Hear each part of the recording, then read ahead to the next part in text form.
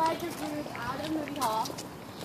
And what you're going to be talking about as you come, you already know if they're interested in majoring in sciences, natural sciences, biology, chemistry, things of that sort. We've talked a bunch. So if they are, you'd be like, this part's really big for you. So listen up. We're heading to our science building on campus. As we walk past, you guys are coming in at the perfect time. Not only are you going to get a brand new library, but you'll also get a brand new science building. The building we're about to walk past is going to be complete, this summer. So by the fall semester, it's going to be open for students. It's going to house the math, physics, and computer sciences, like the dry sciences. And the building we'll walk through today will house biology and chemistry departments. And so if they are in the biologies, that you tell them really this is going to be very important to you. And if they're not, you're still going to walk through it and you're still going to talk about things and you're going to remind them. We're a liberal arts institution. We have a really well-rounded curriculum. So regardless if you're majoring in English or, biology, you're still going to take at least 6 hours, which is 2 levels of a science class. So you'll have a science and perspective class and a science in depth, where you can focus more on one specific subject. So because we are well-rounded, we still touch our bases, in the sciences and maths and things of that sort. So that's how you make sure that everyone understands that the science building is important to them, even if they're not going to major in biology. So you're saying that to them as you're walking throughout. Another cool thing about the new building is it's going to have an auditorium-style classroom, similar to Jones. So it's neat to point that out and say, when it's done, we can have large group speakers on the inside, we can have different campus events, and large gathering areas, of that sort. And so it may be loud, and just remind them, it might be loud, sorry about that, but typically it looks like they're pretty much done. It's really beautiful. Last week they had a fence here, and now they don't, so. Wait, so what sciences are in there again? We have math. No, that This one, biology and chemistry. Okay. Yeah, so good. Bio and chem. Okay, so those are dry sciences. Are these wet sciences? I guess. Can I call them wet sciences? Right? I'm going to call them wet sciences. Can we have our moist stamp or something wet sciences? I hate the word moist, I'm really sorry. So you'll always hold the door open, and you'll say we're just going to gather here on the inside. You can take a look around. It's cold in here. So you say welcome to John Brooks Williams Natural Science Center. If you forget, it's always up here on the wall, so that's nice to know. This is the north building. The building they're constructing is the south. So cool things to share in here. Interesting fact is that this building has won a lot of architectural awards for using 60% natural light. So a lot of the light you see in here today is coming from skylights up above. And then also, big things to hit in here is as you're walking through, you'll direct them and be like, so as we're going through here, you'll notice there's research labs on the right side, as well as students' research posted here on the walls, so they can take a peek at that. Now, Roman's a veteran tour guide who's been doing this for a year. He's also a bio major. So why don't you tell us everything that you talk about in this building? Okay, so if I know there's science students on the tour, I make sure and ask them, and I kind of give them my experience as a first-year student, in bio class. Our professors, what we can take advantage of. I mentioned the greenhouse, and how in biology we take advantage of the greenhouse the first month that we're in bio. So we get hands-on experience right away. And then I also talk about research opportunities, being close to your professors is really important because you can get research opportunities during the summer and you can get paid for it, and you work within these labs, and just saying all the modern equipment that's available to them and all the techniques they can. And if they are in the sciences, that's huge to talk about is the research. That's really unique. That's what I was Yeah, and that's an awesome opportunity. Yeah, so definitely throw a lot of information in about that and how, really brag on it and build it up because it's a really big deal that we found that, not typical. Another thing as you're showing through, to be sure to point this out, this is the depiction of what the new science building will look like on the inside when it's finished. So they can see a little bit of that and always be feel free to take a look. There's no, there is kind of still shadow people, the shady shadow people. But And then we have people gather in this area, and so because it's heat, and this is another one of those heat adaptations, you're more than welcome. Please let people come in here, take a seat if they want, and you're going to talk about the next area that you head to on the tour, which is the residential village. So you're going to say, we're going to hang out here in the air conditioning for y'all's comfort, take a seat if you'd like. The next thing that we'll catch a glimpse of is the residential village. It's our newest area on campus. It was built in 2009. It's really modern. I think you guys will find it really cool. But it has 2 residence halls for freshmen and then 1 residence hall for upperclassmen. So you've already done a lot of plug about but about residence life and all that good stuff in your other areas of the tour. So this is just another way to elaborate. Here's an additional residence hall. So you can say, we only go inside Faisal Moreau Hall on our tour, but there's 360 views online, as well as a guided tour online as well, where someone will take you through all the different areas of each residence hall.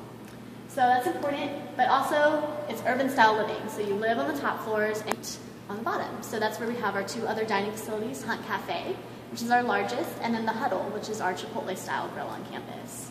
And then on the other side, we do have our Health and Counseling Center. And this is really important to a lot of parents, so it's nice to spend a good amount of time on that. And our Health and Counseling Center is a wonderful resource when you're away from home, away from mom and dad. We have a great staff of nurse practitioners. They can do anything your regular doctor can do. They are able to prescribe medications. Medications can be filled off campus wherever you'd like, CVS, Walgreens, whatever you're used to. And then you can talk about some of the other resources they do. So, Health and Counseling Center will give flu shots, around flu season.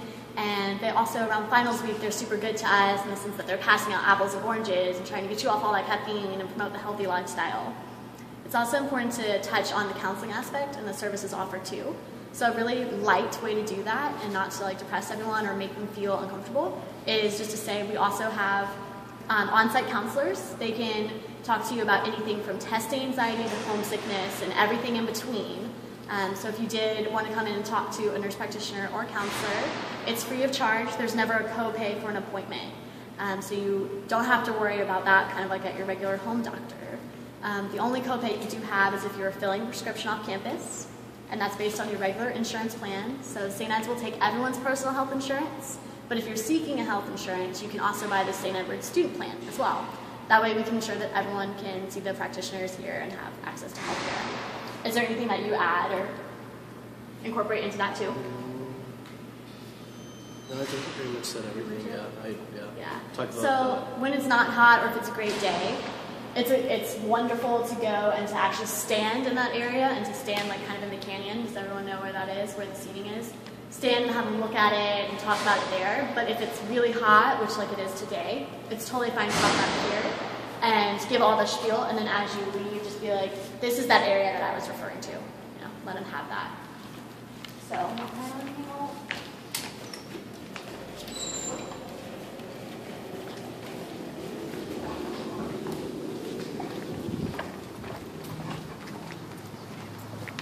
So I'm going to show you, I showed you the heat adaptation in there in case it's really hot, but I'll also show you the whole way that we normally do it.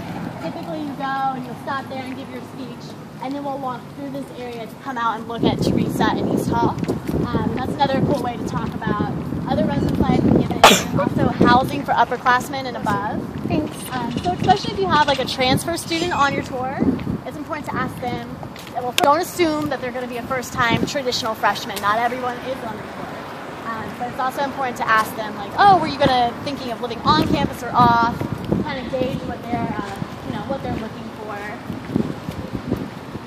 So then we come into a shaded area. It's also important to point out Hunt Hall, the Huddle area, additional garage here. And it's always fun to be here's all the outdoor gathering spaces. As you can see, there's a grill. We're about to see a sand volleyball court. Students are hanging out here on the weekend, just messing around on the rec field that we're about to see. This is a really good vantage point for a lot of places on campus. So if you're able to bring your group this way and show them this, unless it's extreme heat, it's the ideal way to go. If you do stay in the science building, because it's so hot and you come out and you point, then you're just going to go kind of back on the sidewalk that you came from and go head back towards Soren Hall. So those are kind of the 2 options. We'll stay in the shade. But it's also important to point out, right here with the red roofs, this is our on-campus student apartments. One of those areas to live as a sophomore or above. So it's really cool because you have your own room, a living room, a kitchen, kind of get that more adult style living. And then you point out Teresa Hall. Fun things about it, like it's the really social residence hall on campus. And then East Hall right now with the blue, as you'll see the fencing. It's actually receiving a renovation this summer. This is our only residence hall with community showers and community restrooms. Everything else is semi-private or suite style. And then you briefly explain what that is. So semi-private, you share a room with your roommate and the two of you have a restroom that you share. Suite style is when there's 2 rooms that have 2 people and the 4 of them share an adjoining restroom. So you explain the different types of styles, whichever one you lived in, you know, things of that sort. But this is one of those places to remember not to talk down on buildings or anything of that sort. So that's one of those tour guide sins. Roman, do you have additions for what you and your tour partners do? And, you know, this isn't a place that I come to on every tour. It's when you're running great on time and when the weather's nice and you're not dying of heat, this is a good way to come. But if you're a little bit rushed on time, all these things can be covered while you're walking and while you're like in the air cone. So just to show you the different kind of ways. But then typically we just head back up to the theater. You know, filling the space. Have you already looked at residence halls? Oh, what are you interested in? They even have, y'all, this is a really cool new thing that they're doing. So when you're signing up for housing, you can now choose the room. Like you see a blueprint of the residence hall. You can choose the room that you would like. You can also choose the bed of which side of the room you would like as well. And it's kind of like online dating in the sense that there'll be profiles of all sorts of people, and so you can look at different people's profiles and try and find a roommate and switch roommates at any time up until the start of school. So as we approach the theater, I always say, this oddly shaped building is our Mary Moody Northern Theater. It's not northern, it's northern. So it's a theater in the round. It's got a seating, like a stage in the middle, seating throughout, kind of like a football stadium. They put on renowned productions and they even use outside actors. So several years ago, William Shatner, like the Priceline negotiator guy, Captain Kirk, he was in one of our plays here. So it's kind of like a St. Ed's brush with fame. And then especially if they're interested in theater, or if they participate in that in high school, you don't have to be a theater major to be involved. You can still audition or be in tech theater, costuming, whatever that may be. Do you guys add anything else? No, I also just talk about how like professors like sometimes like not require you, but like, oh, if you want like an extra credit assignment, they like encourage you to come and like watch like a play. And I just talk about like, oh, they do like 4 to 5 plays like a year. So good addition. Did you guys all hear that? 4 to 5 plays a year. And some professors encourage you extra credit if you come. Yeah. I did that with one of my classes when I first hopped on class together. Cool. So we're going to take them past here. You can point out, like, oh, you'll catch a glimpse. Here's our soccer fields down the hill. We kind of have our cascading fields of athletics. Down, we also have tennis courts in our baseball field, practice fields as well. Around the soccer field, there's actually a running track, and it's lit 24 hours a day, so you can jog for exercise outdoors, and it's a very safe environment for that. And you can kind of just talk about more athletics, especially, you know, Taylor and the athletes and all that good stuff.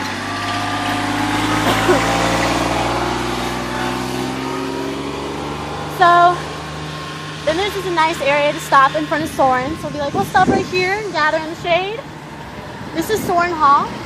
This is where our foreign language professors have their office spaces. So also as part of that well-rounded curriculum, you will be required to take 2 levels or 6 hours of a foreign language. So like Spanish 1, Spanish 2, French 1, French 2. But you can test out of it. So if you take something like 3 levels of it in high school, you can test out. I always like to make fun of myself a little bit. I took 3 levels of Spanish in high school. I came to test out and got out of nothing. So that was my lack of Spanish skills for you. And so, but it worked out fine because starting over at Spanish 1 was easy. And I like to tell things like that. So right now our writing center's in here. I always compare it to the math lab. Be like, remember how we talked about the math lab? Well, in this building we also have the Writing Center, which is the free tutoring resource for, you know, writing papers. And I talk about how you can make 30-minute appointments with them. And you can go on the blank sheet of paper and you can be like, I have to write a paper about XYZ, I don't know where to start. They can help you build an outline. Or you can go on with a paper that you think might be done and they will edit it for you before you turn it in. And I also say that like you get some brownie points with your professors because they always email your professors that you've been there for a visit. And I've even gotten a B on a paper, and a professor said, well, if you take it to the Writing Center and make the changes they suggest, I'll look at changing your grade to an A. So I talk about how nice it is to have those free sources that will get only better your improvement here. But the most important thing is that the Writing Center will be moving to the library when the library is finished. So currently, on the tours, we're talking about the Writing Center here, but it's most beneficial to actually say the spiel that I just gave you when you're talking about the library, because that's where they will associate the Writing Center as a student here. So when you're really talking about Soren Hall, you can just leave it about the professor office resource. That sound good? Yes. And then this is do you guys have any questions about blah, blah, blah, And then we continue on. We're on to our last stop, and I like to give people that warning too. All right, bear with me. We're going to our last location on campus. I'm asking people if they have any questions, or any things of that sort when we come up. And then I say, the place where we're heading is called Soren Oak. This is a great place to sum up our tour, because we began with the icon of the red doors. Now we're going to finish with the icon of the oak tree. So this tree that we're about to see is actually over 500 years old. And the really important and significant thing about this is where our founder, Father Soren, came. And he sat beneath this tree 127 years ago. And this is where his idea of St. Edward's was born. So he sat beneath here and he looked over the land that he was given. And he decided to build a university here. So not only did Father Soren found our university, St. Ed's, but he also founded the University of Notre Dame. So through the Congregation of Holy Cross, we are sister schools in Notre Dame. So a cute fact is, if you look right here, you'll see the top of these rocks. This is the top of our grotto. Our grotto is a Catholic place of worship. Ours faces in the direction of Notre Dame, and they have a St. Edward's Hall that faces us. So it's really cute how we're interconnected in that way. A lot of our students will pursue masters there and vice versa. And then I always just bring it back to, as the tree has grown, so has the university. It's also a Wi-Fi hub, so you get really fast Wi-Fi if you're sitting right underneath it. And that I've even seen people climb the tree and hanging out, and that's a prized possession of our university. And because this is the last place on the tour, we first be saying thank you so much. I hope that you guys have really seen a real authentic student experience on this tour today. If you have an appointment with an admission counselor, follow me. I'll gladly take you back up to the admissions office.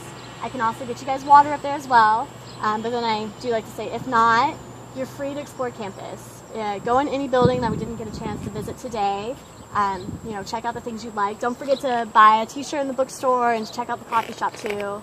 And you encourage all the different areas that you've talked about as well. But the most important thing is just be I'll stand here, and if you guys have any extra questions, I'd love to connect you where you need to go. If you want information or follow-ups, come back up with me. Give them a second to ask a few things. Often if they're getting stuck, be yeah, if you need, on your fan, be sure to ask your tour guide, so let them refer to that. Answer questions at this point and be okay, well, thank you so much for being here today. I wish you the best of luck in your college search. St. Ed's really became my home away from home. I hope that you can find your home on the hilltop too. So best of luck in your college journey. I hope to see you here soon. And then you say, I'm going to head up to the admissions office for everyone that needs to come with me as well.